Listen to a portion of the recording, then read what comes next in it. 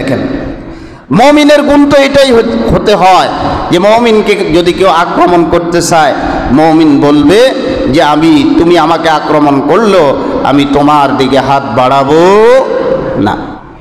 এরপরে হাবিল কি বলল আল্লাহ পাক কোট করেছেন, লাইম বাসাত্তা ইলাইয়া ইয়াদাকা লিতাকতুলানি, যদি ভাই তুমি আমার দিকে হাত প্রসারিত করো আমাকে হত্যা করার জন্য, আমাকে আঘাত করার জন্য, আমাকে মেরে ফেলার জন্য আমার দিকে যদি হাত প্রসারিত করো, লাইম বাসাত্তা ইলাইয়া ইয়াদাকা মা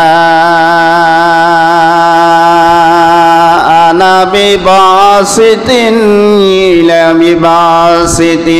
ইয়াদিয়া ইলাইকা, তুমি যদি আমাকে হত্যা করার জন্য তোমার হাত আমার দিকে প্রসারিত করে দাও, ভাই জেনে রাখো আমি কখনো আমার হাতকে তোমার দিকে প্রসারিত করব না তোমাকে হত্যা করার জন্য। কেন করব না জানো কিনা, ইন্নী আখাফুল্লাহ রাব্বাল আলামিন, হত্যার মতো জঘন্য অপরাধ আমি হাবিলের মাধ্যমে সংগঠিত হোক এটা আমি এই জন্য করব না, আমি রব্বুল আলামিনকে ভয় করি, যিনি সমগ্র ভূমণ্ডল নবমণ্ডল সব কিছু একচ্ছত্র অধিপতি হয়ে পরিচালনা করে। আমার দ্বারা সম্ভব নয় তোমার প্রতি আমি হাত প্রসারিত করব, তোমার প্রতি হাত প্রসারিত করে তোমাকে আক্রমণ করব, হত্যা করব, এই নিয়ত আমার নাই। সূরাতুন নিসার ভিতর আল্লাহ পাক বলেন মানুষ হত্যা পৃথিবীতে সবচেয়ে জঘন্য হত্যা, জঘন্য যেই অপরাধ হচ্ছে গোলামের হকদের ভিতরে সেটি হচ্ছে মানব হত্যা।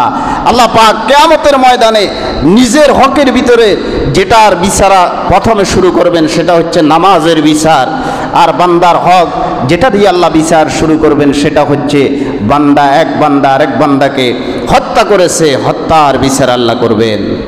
সূরাতুন নিসার ভিতর আল্লাহ পাক বলেন, সূরাতুন নিসার 32 নম্বর আয়াতে কারিমা আল্লাহ পাক বলেন, মান ক্বাতালা নাফসান বিগাইরি নাফসিন আও ফাসাদিন ফিল আরদি ফাকান্নামা ক্বাতালান নাস জামিআ ওয়া মান আহইয়াহা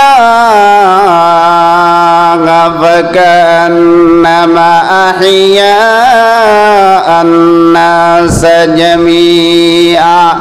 রব্বুল আলামিন বলেন तमाम পৃথিবীর যেই কোনো ভূখণ্ডের ভিতরে কোনো গোলাম যদি কোনো গোলামকে হত্যা করে সেই যেন গোটা মানবতাকে হত্যা করে ফেললো।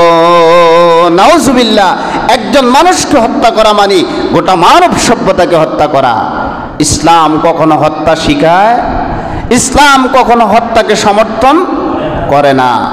ومن أحياها فكأنما أحيا الناس جميعا।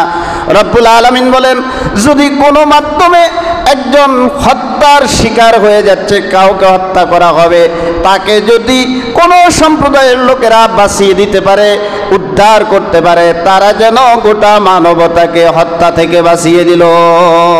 সুবহানাল্লাহ, হত্যা সবচেয়ে জঘন্য অপরাধ, যেই অপরাধের বিচার আল্লাহ পাক কিয়ামতের দিন সর্বপ্রথম করবেন। তাহলে হাবিল চমৎকার উত্তর দিয়েছেন যে তুমি যদি আমার দিকে হাত প্রসারিত করো আমাকে হত্যা করার জন্য, আমার পক্ষে সম্ভব নয়, আমি তোমাকে হত্যা করব, যেহেতু আমি কাকে ভয় করি? যেরকম কাকে ভয় করি? রব্বুল আলামিন তো হত্যার বিচার সর্বাগ্যে করবেন, হত্যার বিচার